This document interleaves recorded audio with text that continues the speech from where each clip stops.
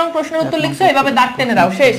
কিন্তু মেয়েরা কি করে, এইভাবে প্রথমে একটা লাল কলম দিয়ে দাগ দিবে, এরপর এখানে একটা পিঙ্ক কালার দিয়ে দাগ দিবে, এখানে একটা সবুজ কালার, এখানে একটা ইয়েলো কালার, এতটুকু পর্যন্তই করে না। এরপর কি করবে, আবার পিঙ্ক কালার দিয়ে আবার এইভাবে এইভাবে এইভাবে এইভাবে এইভাবে এইভাবে ডিজাইন করে।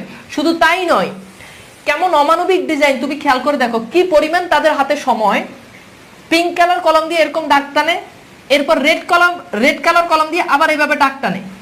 এই হচ্ছে তাদের ডিজাইন, বুঝছো?